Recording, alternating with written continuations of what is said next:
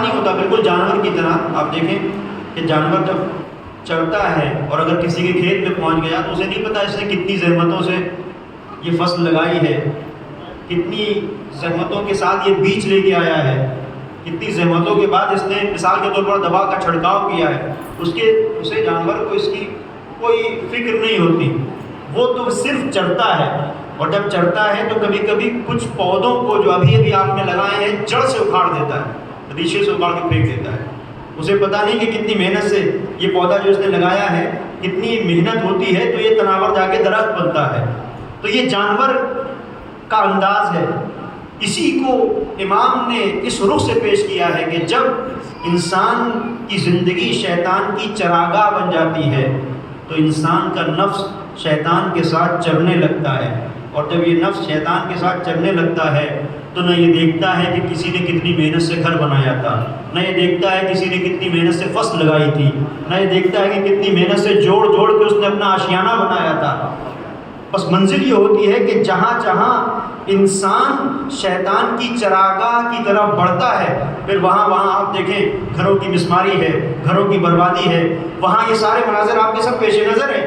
کتنی محنت سے ایک انسان آشیہ بناتا ہے، لیکن کون لوگ ہیں جو گھروں کو منہدم کر دیتے ہیں؟ یہ وہی لوگ ہیں کہ جو بظاہر انسان ہیں لیکن حقیقت میں ان کے وجود کے اندر شیطان کی چراگاہ ہے، ان کا نفس چراگاہ میں چل رہا ہے.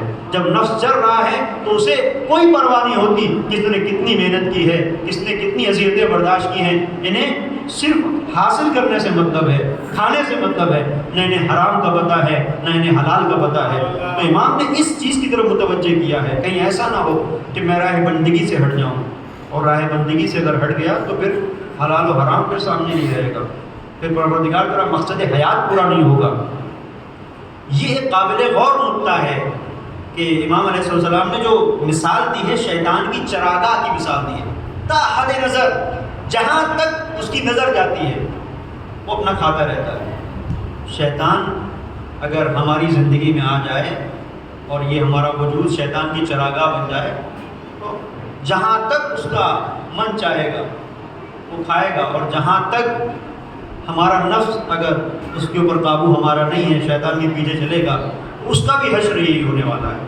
تو امام علیہ السلام نے کہا اس منزل تک نہ میں پہنچوں کہ جہاں پر کہیں اپنے وجود کی تسکین کے لیے کسی کا گھر اجاڑ دوں، اپنے وجود کی تسکین کے لیے کسی کی روزی روٹی پہ مثال کے طور پر انسان آنکھ گڑا دے اور کسی کے لیے مشکل کا سبب بن جائے، اپنے حصول کے لیے تسکین کے حصول کے لیے انسان کسی کو بالکل فقیر بنا دے، اپنے وجود کی تسکین کے لیے کسی کو مجبوریوں میں مبتلا کر دے، پریشانیوں میں مبتلا کر دے. تو امام علیہ السلام نے اس کی طرف اشارہ کیا ہے. اب یہ ایک منزل ہے، آپ تلاش کریں کہ جو انسانیت ہے جس کی طرف میں نے کل اشارہ کیا تھا وہ انسانیت کیا ہے. ایک صلوات پڑھتے محمد.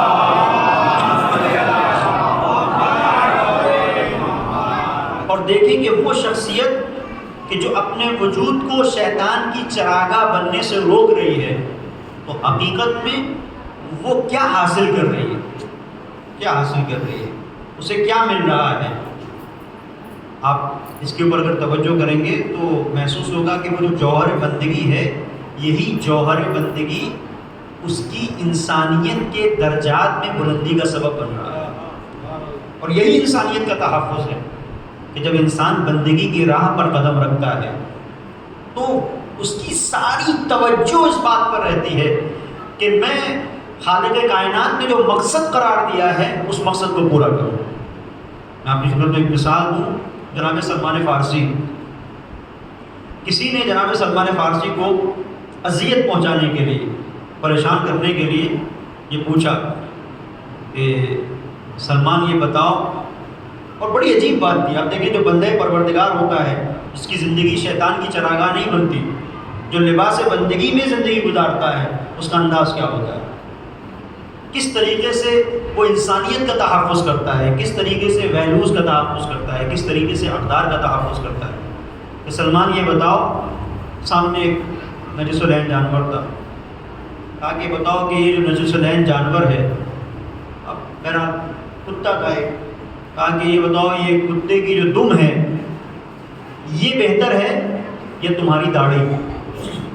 جو تمہاری داڑھی ہے یہ بہتر ہے کہ کتے کی دم؟ آپ سوچیں کوئی ایسے اگر ہم سے کہہ دے تو ہم تنک جائیں گے، بھڑک جائیں گے، یہ کون سی بات ہے بھائی؟ اور لیکن یہ علی کے غلاموں کا انداز ہے کہ اس طرح کی باتوں کا جواب بھی ایسا دیتے ہیں جو تاریخ کا ایک حصہ بن جاتا ہے۔ اور جناب سلمان فارسی نے جواب کیا دیا؟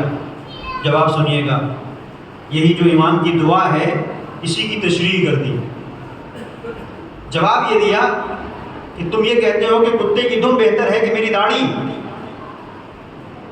کہتے ہیں کہ اگر پل صراط سے روز محشر میری داڑھی مجھے گزار کے لے جائے تو داڑھی بہتر ہے، ورنہ یہ کتے کی دم اس داڑھی سے بہتر ہے۔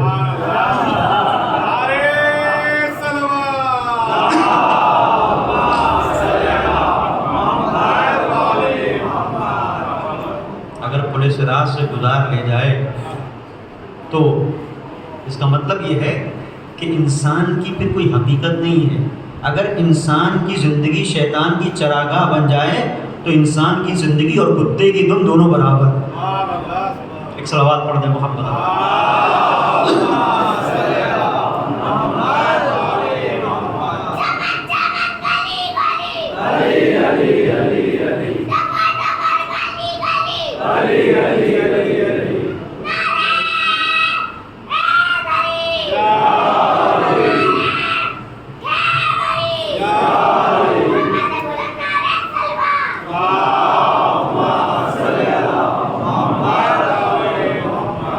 اب آپ دیکھیں کہ جناب سلمان فارسی نے کتنے مسئلوں کو حل کر دیا۔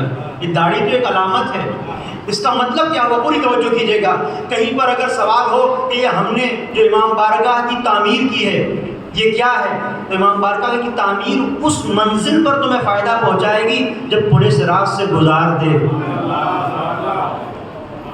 میں نے فلاں جگہ بڑی بہترین مجلس پڑھی، کیسی مجلس؟ یہ مجلس اگر پل صراط سے گزارنے میں کامیاب ہو جائے تب یہ مجلس اچھی ہے، لیکن کہیں اگر تمہارے زنجیر پا بن جائے تو یہ پھر مجلس نہیں ہے۔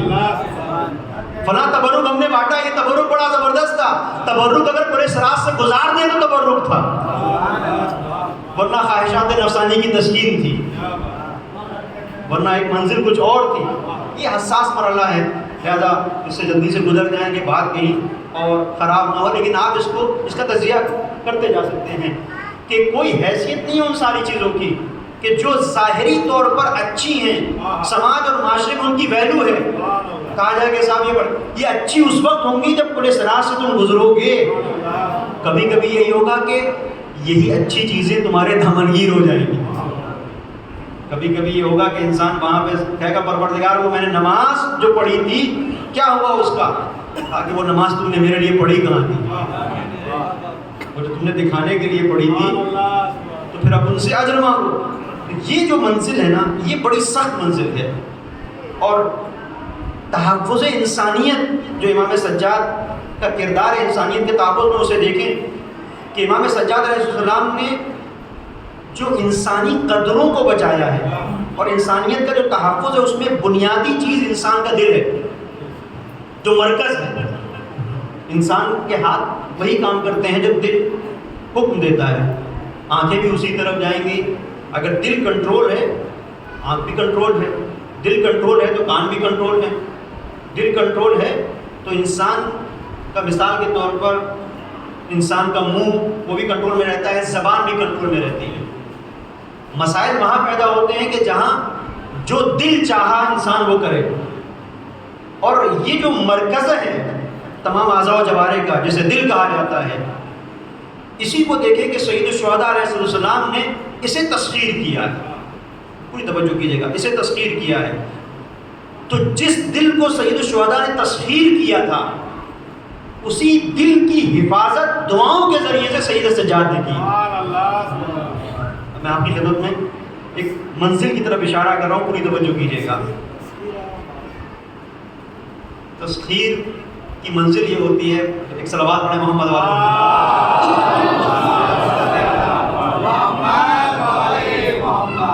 کسی کو اپنے قبضے قبضے میں لے لینا، اور اس طریقے سے قبضے میں لے لینا کہ وہ چیز پھر نہ رہے، اس کا اپنے پہ اختیار نہ رہے، اسے تسخیر کہتے ہیں۔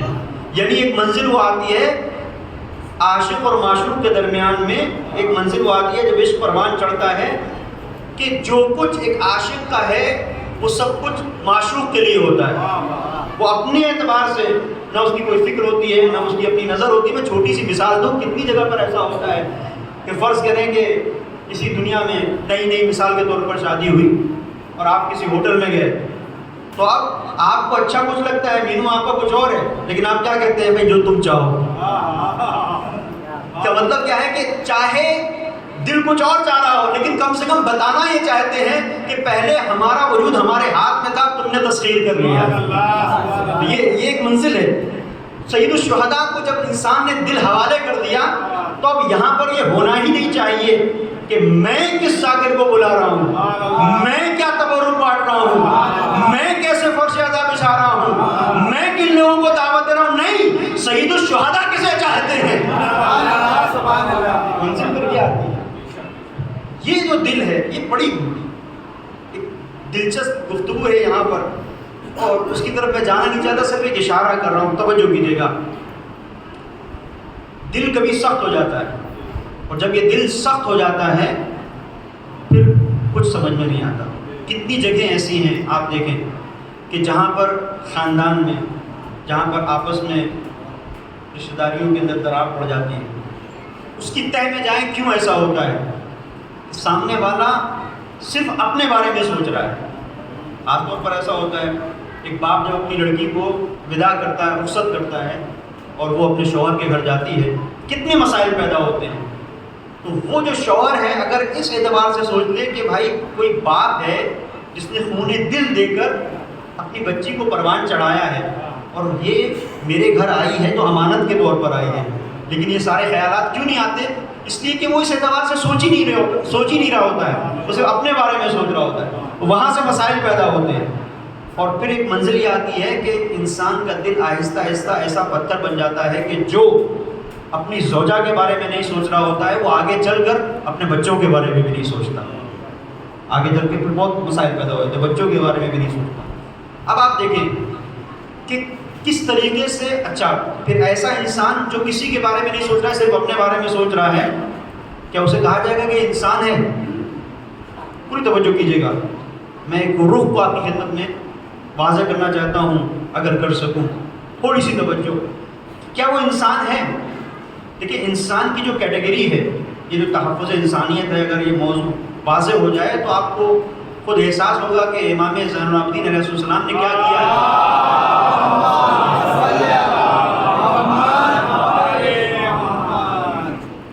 کتنی بڑی قربانی دی ہے، اور کس طریقے سے انسانیت کو محفوظ رکھا ہے۔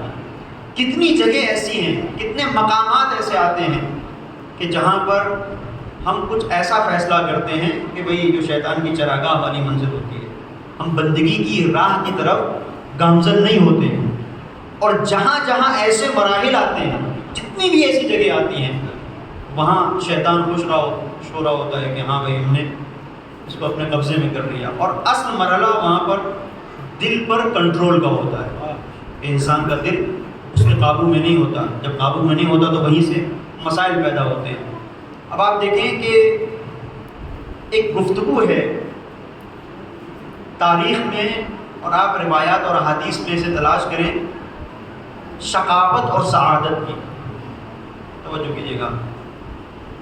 اور اس سعادت اور شقاوت کو اگر ہمیں سمجھنا ہے تو سب سے پہلے یہ بنیادی چیزیں ہیں، اس کے اوپر تھوڑی توجہ کی ضرورت ہے۔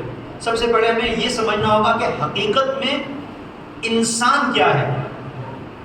شقاوت کہتے ہیں شقی ہو جانا، جسے ہم اشقیاء کہتے ہیں۔ کون سے لوگ کو اشقیاء ہم کہتے ہیں؟ کن لوگوں کو کہتے ہیں؟ جو لشکر، مثال کے طور پر یزید میں کہتے ہیں لشکر اشقیاء۔ کیوں لشکر اشقیاء کہتے ہیں؟ آدھا کہتے ہیں، کبھی مراسی میں دیکھیں، رسائی ادب میں جنہیں ہم شقی کہتے ہیں، اشقیاء کہتے ہیں۔ ابن ملجم کو کہا گیا کہ اشقى الاولین والآخرین، سب سے زیادہ شقی تھا۔ یہ شقی کسے کہتے ہیں؟ جو سب سے زیادہ سخت دل ہوتا ہے، دل اس کا سخت ہوتا ہے، انسان شقی ہو جاتا ہے۔ یعنی کیا مطلب؟ یعنی انسان پتھر بن جاتا ہے۔ جب پتھر بن جاتا ہے تو بظاہر انسان ہوتا ہے، لیکن حقیقت میں اس کے وجود کے اندر انسانیت ختم ہو جاتی ہے۔ آیت اللہ حسن زادہ عملی ایک شخصیت ہیں جو عرفان کی وادیوں میں کافی مہارت رکھتے تھے۔ انہوں نے ایک جگہ پر کیٹیگری بیان کی ہے، انسان کتنی طرح کے ہوتے ہیں، پوری توجہ کیجیے گا۔ تو اس کیٹیگری کے مطابق جہاں پر بھی حقیقت میں کوئی انسان ہے تو کوئی بھی انسان پتھر دل نہیں ہو سکتا۔ اب میں اس کی وضاحت کر رہا ہوں اپنی خدمت میں۔ کہتے ہیں کہ جو پروردگار نے انسان کو خلق کیا ہے یہ 5 طرح کا ہے۔ بظاہر آپ کو ایک سب کے سب ایک جیسے دکھتے ہیں، لیکن یہ انسان، اس کی کیفیت 5 انداز میں ڈھلتی ہے۔ یہ 5 طرح کے رنگ اپنے وجود کے اندر لے کے آتا ہے۔ اس میں ایک رنگ انسان کا ہے، باقی رنگ میں آپ کی خدمت عرض کر رہا ہوں۔ پہلی منزل بیان کرتے ہیں کہ اگر ایک انسان اپنی زندگی میں صرف کھاتا ہے، پیتا ہے، سوتا ہے، جاگتا ہے اور اپنے جو ڈیزائر ہیں، جو اس کے خواہشات ہیں انہیں پورا کرتا ہے، تو اس انسان کو عرفان کی اصطلاح میں کہا جاتا ہے بہیمہ، بہائم۔ یہ جو کھاتا پیتا سوتا جاگتا ہے، اپنے خواہشات کو پورا کرتا ہے، اس کا مطلب کیا ہے؟ اس کا مطلب یہ ہے کہ انسان ہے لیکن چوپائے کی طرح، جیسے گائے، جیسے بھینس، جیسے اونٹ، جیسے بکرا، جیسے گوسفند، جیسے بھیڑ، یہ اس کیٹیگری میں آتا ہے۔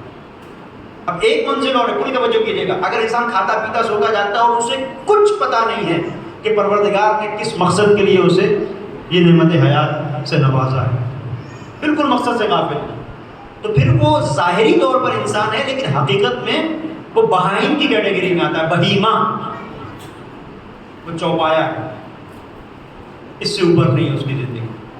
ایک منزل اور ہے کہ اگر وہ کھاتا پیتا ہے اور کھانے پینے کے ساتھ ساتھ دوسرے کے کھانے پینے پہ بھی نظر گاڑے ہوئے ہیں، میں تو کھا ہی رہا ہوں، یہ کیوں کھا رہا ہے، اس کے اوپر جھپٹا مارنا، اس کی زندگی کو تباہ کرنا، کسی کو پھاڑ کھانا، یہ ساری جو چیزیں ہیں، تو اب یہ ایسا بہیمہ کی شکل اس کی یہ ہے، بہائم کی آگے کی شکل یہ ہے کہ یہ ایک ایسا چوپایا ہے کہ جو پھاڑ کھانے والا ہے۔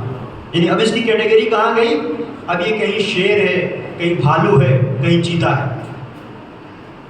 اب یہ وہ چوپائے کہ جو پھاڑ کھانے والے نہیں ہیں، ان سے اوپر آ گیا نا، اس کو برداشت نہیں ہے، دوسرے کی زندگی کو تباہ کر کے اپنا پیٹ بھرنا چاہتا ہے۔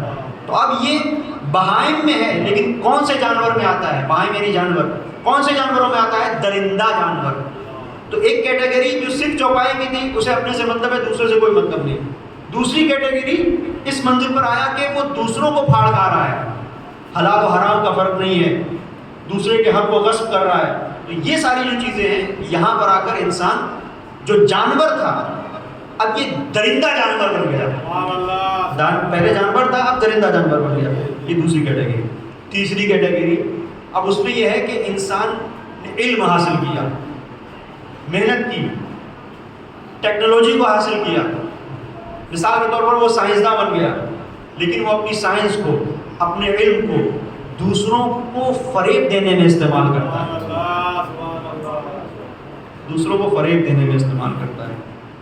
وہ ہر چیز خریدتا ہے، ہر آواز خریدتا ہے، کوئی آواز اس کے خلاف نہ ہو، اس کے پاس پیسہ ہے، ہر آواز کو خرید لے گا۔ یہ ساری آوازیں اس کی موافقت میں ہونا چاہیے۔ پوری توجہ کیجیے گا کہ بہرحال میں اپنے الفاظ کا ذمہ دار ہوں، سماعتوں کا نہیں، لیکن آپ کی نظریں اگر مصداق تلاش نہ کر سکیں تو اس در حسین سے حاصل ہونے والے شعور کو آپ کیا کہیں گے؟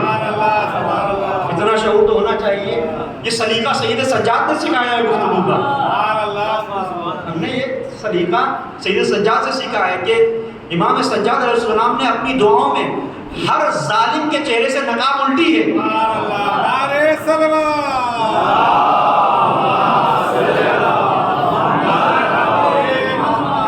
لیکن وقت کا ظالم پکڑ نہ سکا، دعاؤں کے غالب ہے۔ تو تو قوم اور ملت اور سماج اور معاشرے کو اس منزل تک آنا چاہیے شعور کی. تو ایسی منزل پر کہ جہاں پر ایک انسان ہر آواز کو خرید رہا ہو کہ ہمارے خلاف کوئی آواز نہیں ہوگی, کوئی نہیں بولے گا. اس کا مطلب یہاں پر اب یہ شیطان, پوری توجہ کیجیے گا. پہلی منزل وہ تھی کہ جہاں پر ایک جانور تھا, بے ضرر جانور. دوسری منزل وہ آئی کہ درندہ جانور بنا. تیسری منزل وہ آئی کہ جب انسان کی یہی بہیمیت, یہی درندگی اس منزل پر پہنچی کہ علم کو بھی اس نے استعمال کیا اپنے وجود کو بڑا بنانے میں. علم کو بھی اس نے استعمال کیا, دوسروں کی صلاحیتوں کو بھی استعمال کیا کہ میں بڑا ہو جاؤں. اپنی فرعونیت کا سکہ جمانے کے لیے جب اس نے دوسروں کو اپنا غلام بنانا شروع کیا تو اب یہ منزل آئی کہ یہ ہو گیا شیطان. آیت اللہ حسن زادہ احمدی جو کیٹیگری بیان کریں توجہ کیجیے گا کہ پہلی منزل پر یہ چوپایا ہے, دوسری منزل پر یہ درندہ جانور ہے, تیسری منزل پر کہ جہاں یہ اپنے علم کو, اپنی فکر کو دوسروں کی صلاحیتوں کو استعمال کرنے میں لے کے آتا ہے, انہیں استعمال کرتا ہے اور ان کو استعمال اس طریقے سے کرتا ہے کہ جو کچھ حاصل ہو وہ اسے ہو. عوام کا خون نچوڑتا ہے اپنی طاقت کو مضبوط کرنے کے لیے, اپنی حکومت کے چولوں کو مضبوط کرنے کے لیے. تو ایسی منزل پر اب یہ انسان نہیں ہوتا, شکل کیسی بھی بنا لے رہتا شیطان ہے. شکل کیسی, اب آپ کیا فرق کرتا ہے, ایک انسان مثال کے طور پر شیطان ہے, اب شیطان اگر کلین شیو ہو تب بھی شیطان ہے, داڑھی بڑھا لے تب بھی شیطان ہے. صلوات پڑھیں محمد.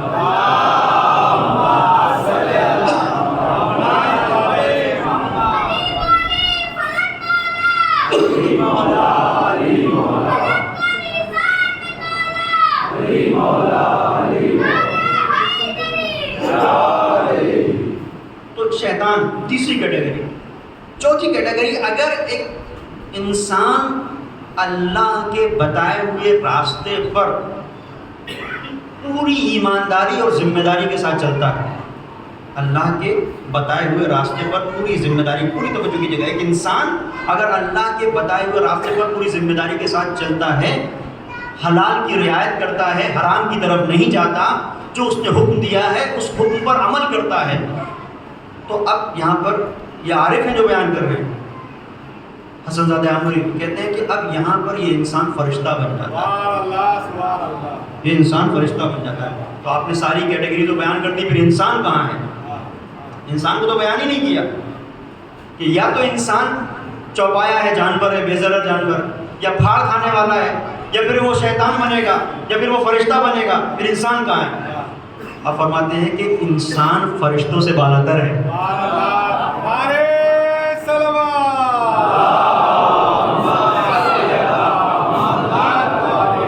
انسان کہاں پر ہے؟ فرشتوں کو جو عبادت کا حکم دیا وہ عبادت کر رہے ہیں, جو رکوع کر رہا ہے وہ رکوع میں ہے, جو قیام کر رہا ہے وہ قیام میں ہے, جو سجدہ کر رہا ہے وہ سجدے میں ہے. فرشتوں کے اندر یہ صلاحیت نہیں کہ دوسروں کو سجدہ کروائیں, دوسروں کو رکوع کروائیں, دوسروں کو بلندی تک لے کے جائیں. انسان اس لیے فرشتوں سے بلند ہے کہ خود بھی بلند ہوتا ہے, اپنے سماج کو بھی بلند کرتا ہے, معاشرے کو بھی بلند کرتا ہے.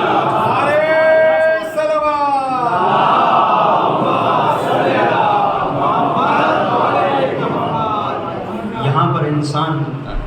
اس کا مطلب کیا ہے؟ اب ہم دیکھیں کہ ہم کہاں پر ہیں. کہیں ایسا تو نہیں کہ عبادتیں ہم تو کر رہے ہیں, بندگی ہم کر رہے ہیں تو فرشتے کی منزل پر آ کر نہیں. تمہارا شرف فرشتہ ہونا نہیں ہے, تم اس منزل پر ہو کہ جہاں فرشتے دیکھتے ہیں. یہ انسان ہے, یہ اشرف المخلوقات ہے.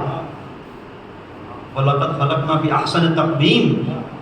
اس منزل پر ہو. میں آپ کی خدمت میں عرض کروں, فرش اعظم ہمیں کہاں سے کہاں پہنچاتا ہے, پوری توجہ کیجیے گا. اور ایک بڑا کام تحفظ انسانیت میں یہ ہے کہ سید سجاد نے اس فرش اعظم سے ہمیں آشنا کیا. اب پوری توجہ سے روایت میں ہے کہ جو فرش اعظم جب بچتی ہے, ذکر سید الشہداء ہوتا ہے, یہ غموں کی شمع جب جلتی ہے غم سید الشہداء کی, تو ملائک آسمان سے نیچے کی طرف آتے ہیں, جو بلندی پر ہیں وہ نیچے کی طرف آتے ہیں. اس کا مطلب وہ بلندی پر ہوتے ہوئے بتا رہے ہیں کہ ہماری اصل بلندی زمین پر ہے. توجہ کیجیے گا, اصل منزل زمین پر ہے۔ اب جب نیچے آتے تو میں آپ کی خدمت میں روایت کا مفہوم عرض کر رہا ہوں کہ جب وہ نیچے آتے ہیں فرش ادا کا حصہ بنتے ہیں تو روایت کہتی ہے فوج یصعد فوج ینزل و فوج یصعد، ایک فوج ملائک کی آتی ہے نیچے، ایک فوج اوپر جا رہی ہوتی ہے، یہ کیفیت۔ تو دوسرے ملائک جو اس مجلس اعضاء کا مثلا حصہ نہیں بن سکے، اس مجلس اعضاء کا جو حصہ نہیں بن سکے، وہ ان لوگوں سے کہ جو اس فرش اعضاء سے جا رہے ہوتے ہیں اوپر کی طرف، ان سے جب ملاقات کرتے ہیں تو سوال کرتے ہیں کہ تم کہاں سے آ رہے ہو؟ اِنَّا نَشِمُّ مِنْكُمْ رَائِحَةً مَا لَا نَشِمُّ مِنْ غَيْرِكُمْ، اس لیے کہ کسی ایسی جگہ سے آ رہے ہو جہاں کی خوشبو بے نظیر ہے۔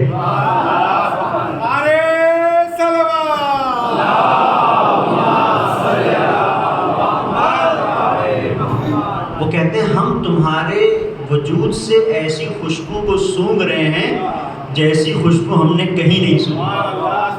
اب ایک منزل ہے، توجہ کیجیے گا، یہ فرش اعضاء یہ کس مقام پر ہے؟ آپ سوچیں جنت کیا ہے؟ اور جنت کے سلسلے سے دیکھیں علماء نے، دانشوروں نے کیا بیان کیا ہے کہ جہاں ہر نعمت موجود ہے۔ تو جب ہر نعمت موجود ہے تو ایسا نہیں ہو سکتا کہ جنت میں ہر خوشبو نہ ہو۔ اس کا مطلب ہر قسم کی خوشبو موجود ہے، اس کے باوجود جو فرش اعضاء کی خوشبو ہے جب وہ سونگتے ہیں تو کہتے ہیں کہ جو خوشبو ہم تمہارے وجود سے سونگ رہے ہیں ایسی خوشبو کہیں نہیں ہے، یعنی جنت میں بھی نہیں۔ کس منزل پر ہے یہ فرش اعضاء؟ کیا یہاں پر ملتا ہے؟ کون سی ایسی چیز ہے جو یہاں سے خوشبو کے طور پر فرشتے لے کے جاتے ہیں؟ ایک منزل ہے، یہ فرش اعضاء انسان کو حقیقت میں قدر شناس بناتی ہے، ذمہ دار بناتی ہے، بندہ پروردگار بناتی ہے۔ ایک صلوات پڑھ دے محمد والے۔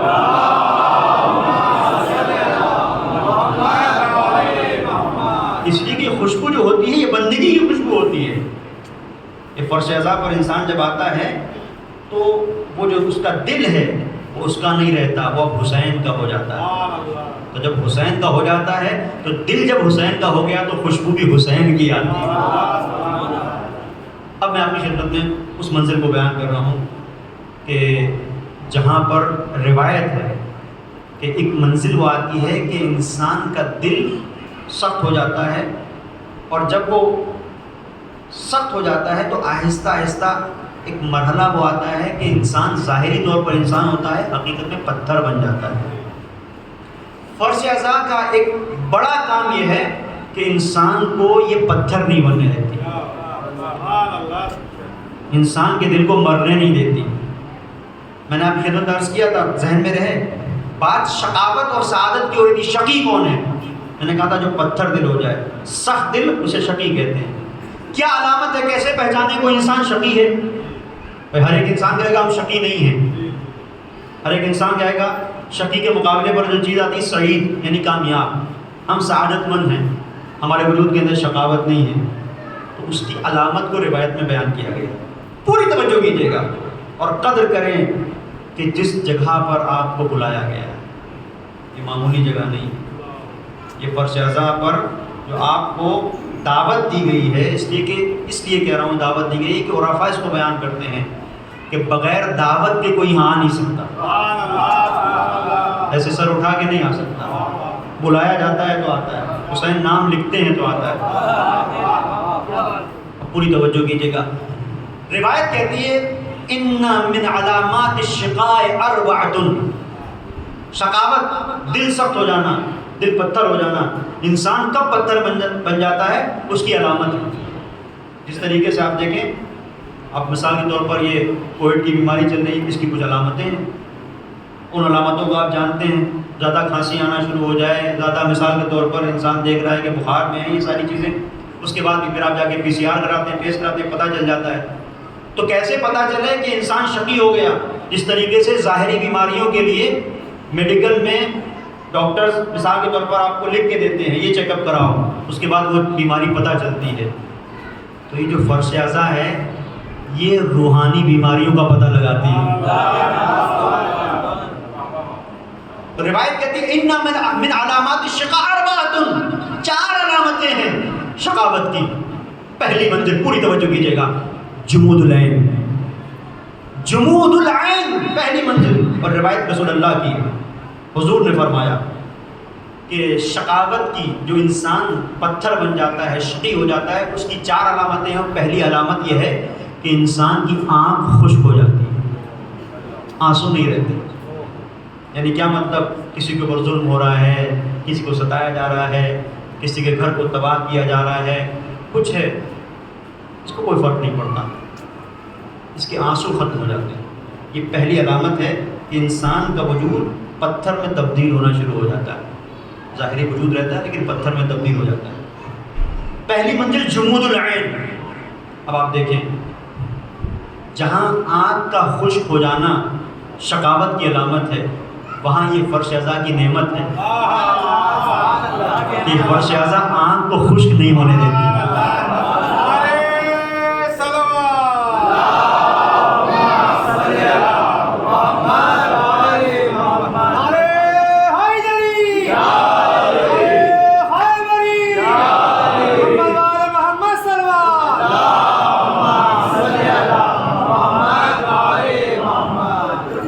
آنکھ کو خشک نہیں ہونے دیتی، اور جب آنکھ خشک نہیں ہوتی تو دل نرم رہتا ہے۔ آپ نے کبھی دیکھا ہے کہ جو گھروں میں جھگڑے ہوتے ہیں، سارے مسائل، کوئی مجلس سے اٹھ کے گیا ہو اور اس کے بعد اس نے جھگڑا کیا ہو؟ نہیں ہوتا۔ اس لیے کہ اب گھر میں جو خواتین کام کرتی ہیں ان کو بھی دیکھیں، ان ایام میں جو 2 مہینہ 8 دن ہیں، جھگڑے کم ہو جاتے ہیں کہ نہیں ہو جاتے؟ مسائل حل ہوتے ہیں کہ نہیں ہوتے؟ کیوں؟ اس لیے کہ جب تک یہ دل ہمارے ہاتھ میں تھا ہم خواہشوں کے اسیر تھے، لیکن جب ایسے ہم نے حسین کے حوالے کر دیا، مسائل تو خود حل ہونے لگتے ہیں۔ تو جمود العین پہلی منزل، آنکھ خشک ہو جانا، فرش ازا کی بنیاد پر آنکھ خشک نہیں ہوتی۔ دوسری منزل قسوۃ القلب، دل سخت ہو جاتا ہے، یہ فرش ازا دل کو بھی موم بنا دیتی ہے۔ دوسری علامت قسوۃ القلب، پیغمبر نے بیان کیا ایک شقی کی علامت کیا ہے، پہلی آنکھ کا خشک ہونا، دوسری دل کا سخت ہونا۔ تیسری علامت الاصرار علی الذنب، گناہوں کے اوپر اصرار، گناہ اس کے اوپر پھر گناہ، گناہ پھر گناہ، پروردگار اب نہیں کروں گا، پھر گناہ، اب کی بار تو پروردگار بالکل تیری بارگاہ میں سر کو رکھ کے کہہ رہا ہوں کہ اب گناہ نہیں ہوگا، بندگی کے راستے پر آ جاؤں گا، لیکن پھر گناہ۔ آپ دیکھیں یہ گناہ پہ گناہ انسان کو شقی بناتا ہے۔ کم از کم نہ جانے کتنے ایسے گناہ ہیں جو 2 مہینہ 8 دن ہم انجام نہیں دیتے۔ 2 مہینہ 8 دن حسین ہمارے دل کو سخت نہیں ہونے دیتے، شقی نہیں بنتے۔ اس کا مطلب یہ ہے کہ اگر تم 2 مہینہ 8 دن اپنے آپ کو شقاوت سے نکال سکتے ہو تو اس کے بعد بھی ایسا کر سکتے ہو۔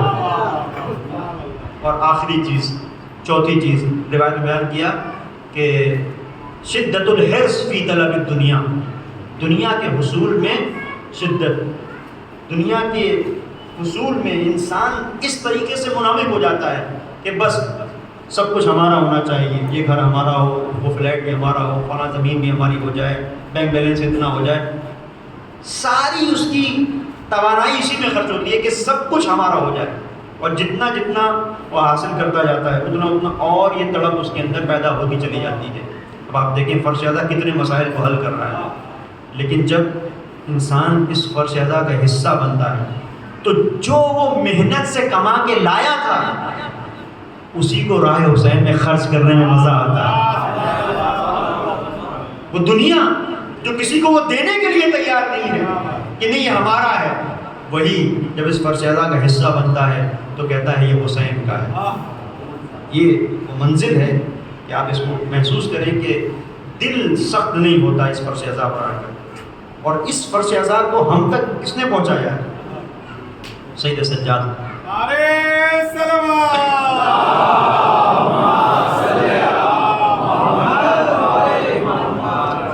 اب یہ تحفظ انسانیت ہے کہ جہاں پر یہ جو مرکز ہے انسان کے وجود کے اندر، جو دل، اس دل کو اللہ کی مرضی کے مطابق یہ حرکت کرے، اس کی ہر دھڑکن پر، ہر ایک دھڑکن سے صدائے بندگی آئے، یہ منزل، یہی پر تحفظ انسانیت ہے۔ اور انسانیت کیا ہے؟ کہ انسان انسان بن کے رہے، اور یہ مراحل آئیں گے انشاءاللہ، اس کو میں آگے عرض کروں گا کہ جناب امام سجاد علیہ السلام کا ایک بڑا کارنامہ یہ تھا کہ اس دور میں کربلا کو ہم تک پہنچایا ہے کہ جہاں پر لوگ درندہ جانور بنے ہوئے تھے، شیطانوں کے ہاتھوں میں اسیر تھے لوگ، اس منزل پر دعاؤں کے ذریعے سے، دعاؤں کے غالب میں امام سید سجاد علیہ السلام نے جو انسانی اقدار ہیں انہیں ہم تک پہنچایا ہے، منتقل کیا ہے۔ الہی ما کان عمری بذلۃ فی طاعتک، پروردگار جب تک یہ زندگی تیری اطاعت میں گزرے تب تک مجھے عمر دے۔ الہی امرنی، پروردگار مجھے عمر دے، ما کان عمری بذلۃ فی طاعتک، جب تک یہ میری زندگی تیری اطاعت میں گزرے۔ وَإِذَا كَانَ مُرْتَعًا لِلشَّيْطَانِ، جب یہ زندگی شیطان کی چراگاہ بن جائے، فَاقْبِضْنِی اِلَیک، تو مجھے اٹھا دے۔ ایسی زندگی نہیں چاہیے جو شیطان کی چراگاہ بن جائے۔ یہی انسانیت کا تحفظ ہے۔ حقیقت میں جو انسانیت ہے وہ یہی ہے کہ جو انسان کی زندگی ہے وہ رب کے بتائے ہوئے راستے کے مطابق انسان گزارے، یہی انسانیت ہے۔ اس لیے کہ جب رب کے بتائے ہوئے راستے پر انسان زندگی گزارے گا تو اس کے وجود میں اب میں جو یہ میں ہے یہ ختم ہو جائے گا۔ اب دیکھیں یہ جو میں انسان کرتا ہے، یہ میں جب ختم ہو جائے گا اور میں کی جگہ جب وہ آ جائے گا تو یہیں سے حقیقت حیات حاصل ہوگا۔ اسی کا تحفظ کیا ہے امام سید سجاد علیہ السلام نے، اور اس کو بڑی گہرائی سے آپ دیکھیں کہ روایت ہے ابن بولوین کامل الزیارات کتاب ہے، بڑی معتبر کتاب ہے کہ جس کے لیے آغا خوئی کا نظریہ ہے کہ اس میں اس کی روایتوں میں جانچ پڑتال کی ضرورت نہیں ہے۔ ابن بولوین نے تمام روایتیں صحیح اس میں جمع کی۔ اس میں روایت ہے ابا حمزہ سے کہ فرمایا زر قبر الحسین کل یوم۔ ابا حمزہ آئے تھے مولا کے پاس، مولا نے کہا ابا حمزہ تم میرے بابا کی زیارت کے لیے نہیں جاتے، روز زیارت کے لیے جاؤ۔ یہ صرف تحفظ کربلا نہیں ہے، تحفظ انسانیت ہے۔ کیوں کہہ رہے تھے؟ صرف باپ کی وجہ سے نہیں، اس لیے کہ حسین محافظ انسانیت ہے۔ روز جاؤ گے تو تمہارے وجود کے اندر کمال حاصل ہوگا۔ یہ نہیں کہ وہ میرا باپ ہے۔ اور اسی چیز کو آپ دیکھیں امام صادق علیہ السلام نے مشہور روایت ہے سدیر سیرفی کی کہ آتے ہیں اور مولا کیا کہتے ہیں، سدیر تم میرے جد کی زیارت کے لیے روز کیوں نہیں جاتے؟ تب مولا میں مدینے میں رہتا ہوں، مولا کا روزہ کربلا میں روز کیسے جاؤں؟ اب دیکھیں روایت، مولا کہتے ہیں کہ اچھا روز نہیں جاتے تو ہر جمعے کے دن کیوں نہیں جاتے؟ جمعے کے دن میں نہیں جا سکتا مولا، کہاں سے جاؤں؟ اتنا سفر آج کی طرح آسان نہیں تھا۔ مدینے سے انسان اگر جائے گا تو ایک ہفتے سے زیادہ تو لگے گا وہاں پہنچنے میں، کیسے ہفتے میں کیسے جاؤں؟ اب مہینے میں، مولا مہینے میں بھی نہیں جا پاتا، سال میں، سال میں کبھی جاتا ہوں کبھی نہیں جاتا، روز جایا کرو۔ اب مولا کیسے جائے گا؟ نہیں، زیارت اتنی سخت نہیں ہے، دل میں خواہش ہو جب بھی، یہ روایت ہے، دل میں سدیر دل میں جب بھی خواہش ہو میرے جد کی زیارت کی، جب بھی خواہش ہو اپنے مکان کی چھت کے اوپر جاؤ، دائنی جانب تھوڑا سا جھکو اور کہو السلام علیکم یا ابا عبداللہ، تمہاری زیارت ہے۔ یہ منزل ہے سید الشہداء، اتنی تاکید کی گئی ہے۔ بس عزیزو آج شب جمعہ ہے، گفتگو یہاں تک پہنچی تو میں آپ کی خدمت میں واقعے کے ساتھ اور اپنے مصائب و زحمت کو ختم کر رہا ہوں۔ کربلا کیا ہے ان لوگوں سے سوال کریں، ان لوگوں سے پوچھیں کہ جن کی تمنا یہ ہے کہ ہم کربلا پہنچ سکیں لیکن کوئی نہ کوئی رکاوٹ آ جاتی ہے۔ اسی کے ساتھ ان سے پوچھیں جو ہزاروں رکاوٹوں کو عبور کر کے پہنچ جاتے ہیں، تلاش کریں۔ کتنے ایسے لوگ ہیں جن کے ساتھ نہ جانے کتنی مشکلات ہوتی ہیں اور وہ کربلا پہنچ جاتے ہیں۔ عزیزو ایسا ہی ایک مرحلہ ہے، ایک شخصیت ہے ملا مہدی مازندرانی، جن کی بہت ساری کتابیں ہیں۔ 50 سال تک حرم امام حسین علیہ السلام میں انہوں نے مجالس کو خطاب کیا۔ کوكب درری ان کی کتاب ہے، آثار الحسینیہ ان کی کتاب ہے، اور دیگر کتابیں۔ آثار الحسینیہ میں انہوں نے معال الستین کی کتاب ہے، اس میں انہوں نے اس واقعے کو نقل کیا ہے. میں حوالے کے ساتھ آپ کو وہ یہ ہے کہ مازندران کا ایک علاقہ تھا چاوش، اور اس چاوش کے علاقے میں ایک شخصیت تھی ملا عباس، جو وہاں پر رہتے تھے. مجالس پڑھتے تھے، مراسی پڑھتے تھے، نوحے پڑھتے تھے، گریا ہوتا تھا. اور ان کا ایک طریقہ یہ تھا کہ جب بھی موقع ملتا کربلا کی زیارت کے لیے جاتے، جس طرح ہم کربلا کی زیارت کے لیے جاتے ہیں. کیا اشتیاق ہوتا ہے، کیا بلبلہ ہوتا ہے. ہر انسان وہ چیز جو اسے بہت محبوب ہے، محبوب ہونے کے باوجود اسے چھوڑنے کے لیے تیار ہے. ایک ایسے مرحلے پر پہنچ جاتا ہے کہ نہیں، حسین کی زیارت کے لیے ہم سب چھوڑ دیں گے. حسین لانا بھی یہیں پر چاہتے تھے. دنیا اتنی عجیب ہے، اس کے ریشے اتنے مضبوط ہیں، یہ تمہیں رہا نہیں ہونے دے گی. لیکن دیکھو جب تم مجھ سے نزدیک ہو جاتے ہو، اس طریقے سے آسانی سے سب چھوڑ دیتے ہو. گھر چھوڑ دیں گے، اولاد چھوڑ دیں گے، مال چھوڑ دیں گے. کیوں؟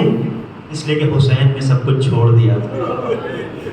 منزل پہ کیا حسین نے چھوڑ دیا. آپ کی آنکھوں میں آنسو آ گیا. شب جمعہ ہے اور شب زیارت امام حسین. پروردگار ان آوازوں پر رحمت نازل فرمائے، اور جن کی بھی آرزو ہے کربلا جانے کی، پروردگار ان کی اس آرزو کو پورا حقیقت میں بدل جائے. ایک دن وہ آئے جب آپ اسی طریقے سے بین الحرمین ہو اور آپ کے گریے کی آوازیں بلند ہیں. بڑی اہمیت. یہ ملا عباس کربلا جایا کرتے، بارہا کربلا جاتے تھے، نوحہ پڑھتے تھے، گریا کرتے تھے، ماتم کرتے تھے. جوان ان کے ساتھ ہوا کرتے تھے. ایک بار ایسا ہوا کہ کچھ مشکلات پیش آئیں. ہمیشہ میں نے جہاں پر بھی پڑھا اس واقعے کو جو مہدی مازندرانی سے نقل ہوا ہے، مجھے نہیں ملا مشکل کیا تھی. لیکن آج میں ڈھونڈ رہا تھا، تلاش کر رہا تھا، تو کہیں پر ملا کہ ظاہراً کچھ کھیت کی مشکل تھی، مالی مسائل تھے، جس کی وجہ سے یہ بیچارے انہوں نے ارادہ ترک کر دیا کہ مولا ہر بار آپ کے یہاں آتا تھا لیکن مجبور ہوں، مسائل ہیں، مشکلات ہیں، مولا نہیں آ سکتا. اور یہ سوچ لیا کہ مولا آپ نے نہیں بلایا تو کہاں سے آؤں گا. یہ وہ منزل تھی کہ جہاں پر یہ سوچ رہے تھے کہ اس بار کربلا تو ہوگی لیکن میں نہیں ہوں گا، عاشور تو ہوگا لیکن میں نہیں ہوں گا. میرے اس علاقے کے لوگ جائیں گے چاوش کے، لیکن میں وہاں پر نہیں ہوں گا. مولا کیسی غربت ہے، بہرحال مجبوری ہے، نہیں جا سکتا. یہی سوچ رہے تھے کہ کچھ جوان آئے بیٹھے. کہ ملا عباس کیا ارادہ ہے؟ کہ تمہیں پتہ ہے مشکلات میں گرفتار ہوں، پریشان ہوں، جا نہیں سکتا. مشکلات میں گرفتار ہوں، پریشان ہوں، جا نہیں سکتا. کیوں؟ یہ مشکل ہے، کیا بتاؤں، مسائل ہیں، مالی مسائل ہیں. کہاں حل کریں گے؟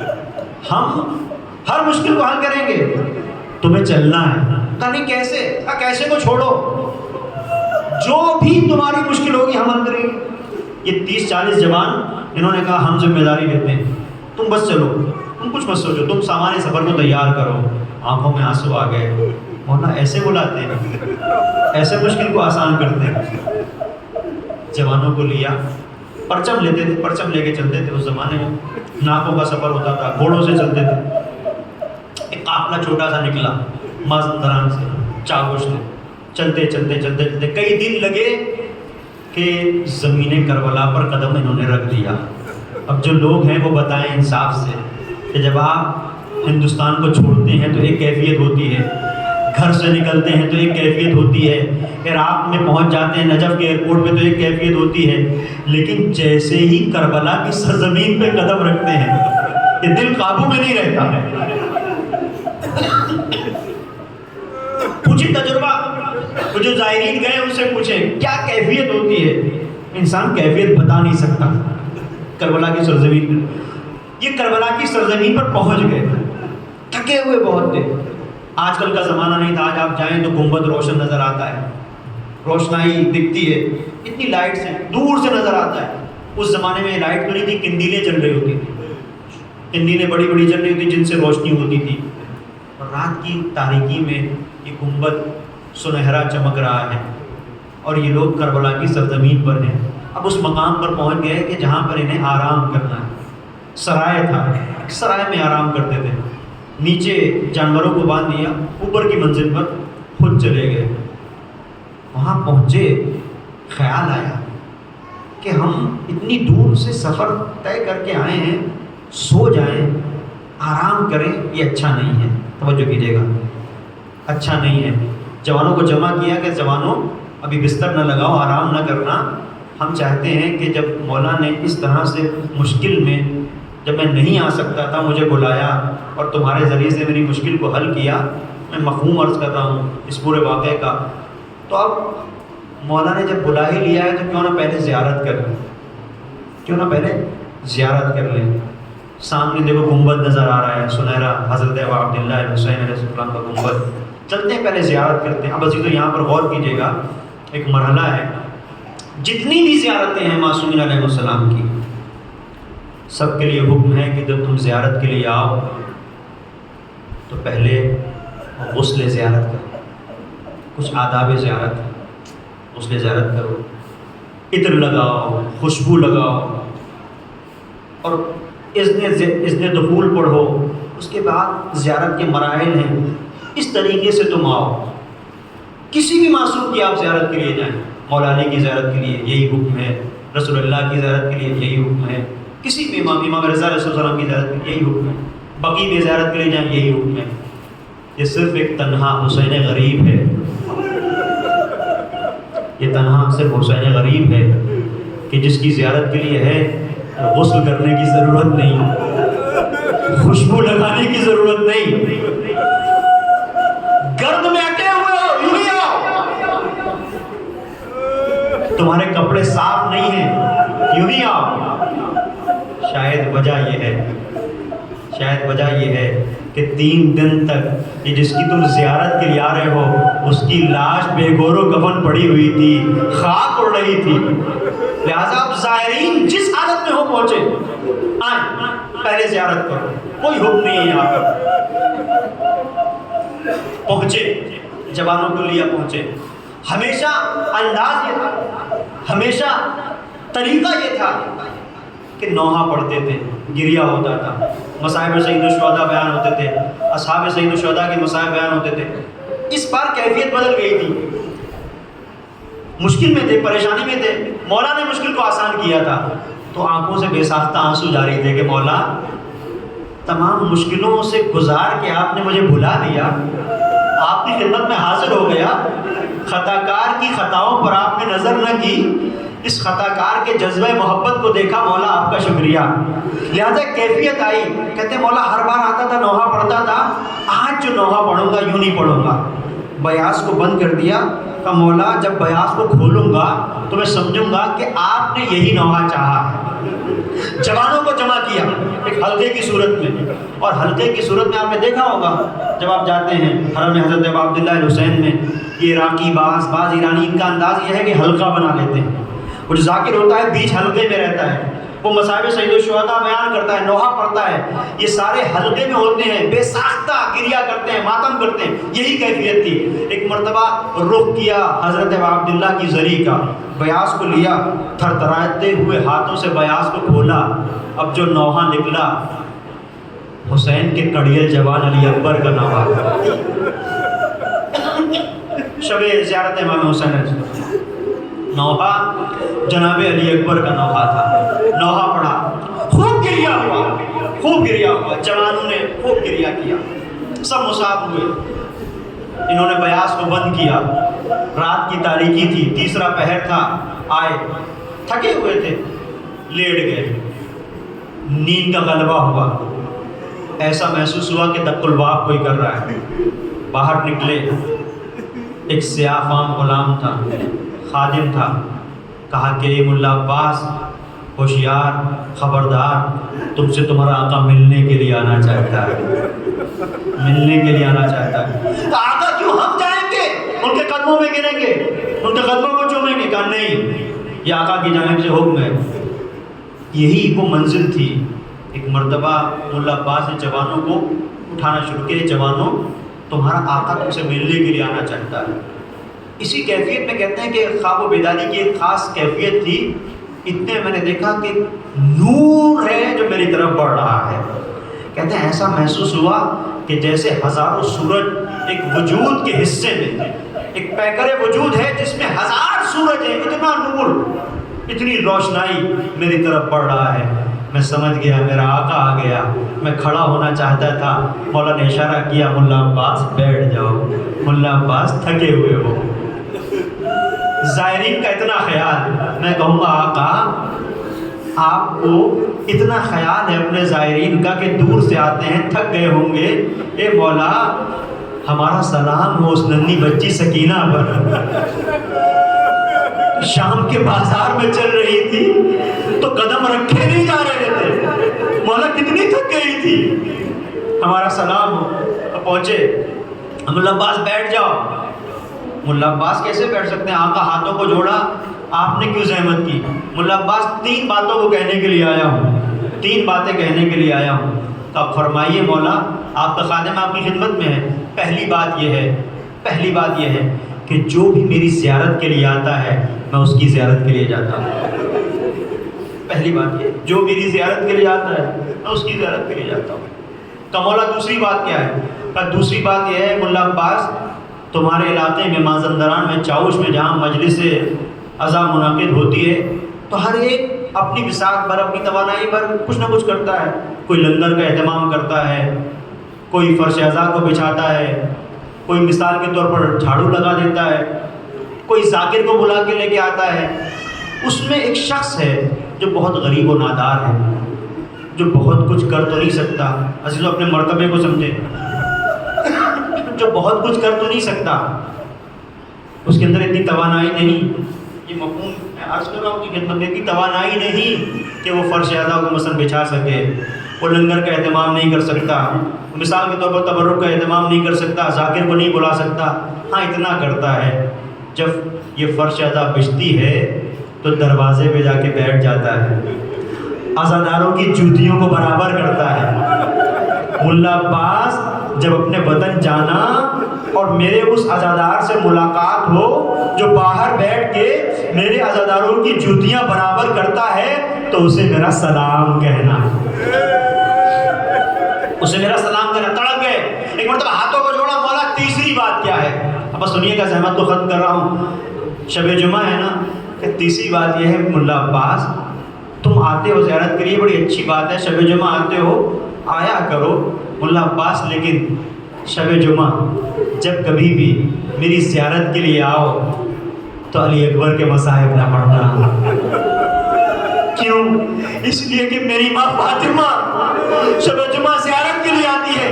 یہ کیا اندازہ ہے مجھے نہیں پتا، یہ واقعہ ختم ہو گیا، لیکن کیفیت کیا ہے؟ فاطمہ مضطرب کیوں ہو جاتی ہے جب بھی ذکر علی اکبر ہوتا ہے؟ شب جمعہ جب یہ ماں اپنے بیٹے کی زیارت کے لیے جاتی ہے تو اپنے پوتے پہ اتنا گریا کیوں؟ میں سوچ رہا تھا، ایک ہی چیز سمجھ میں آئی، وہ چیز یہ ہے کہ فاطمہ آواز دیتی ہے اے علی اکبر تیرا سن بھی 18 سال کا، میں بھی 18 سال کی، ارے تیرا سینے میں برچھی کا پھل، ارے میرا بھی پہلو شکست تھا. فاطمہ کو پتا ہے جب پہلو شکست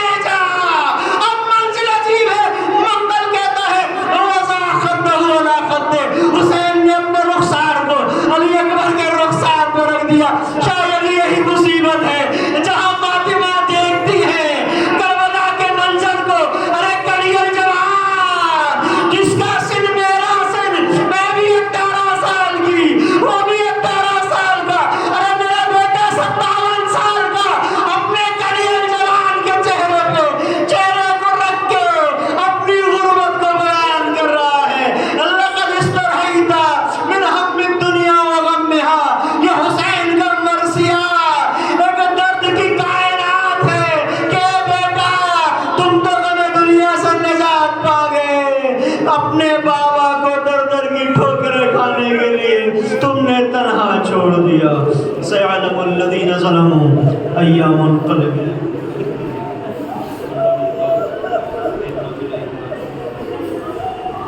پروردگار واسطہ محمد وال محمد کا ہماری اس مختصر چیزوں کو اپنی بارگاہ میں قبول فرما. میرے والد تجھے واسطہ محمد وال محمد کا جہاں جہاں بھی شیعان حیدر کرار ان کی جان مال عزت اور آبرو کی مدد فرما. پروردگار واسطہ محمد وال محمد کا فرش اعضا پر جو حضرات بھی حاضر ہیں مومن و مومنات جو نیت جنہوں نے کی نہیں آ سکے دینی دنیاوی ان کی حاجات کو برلا. میرے مالک تجھے واسطہ محمد وال محمد کا جو حضرات بھی حج زیارت کے مشتاق توفیق کی زیارت نصیب فرما. پروردگار واسطہ محمد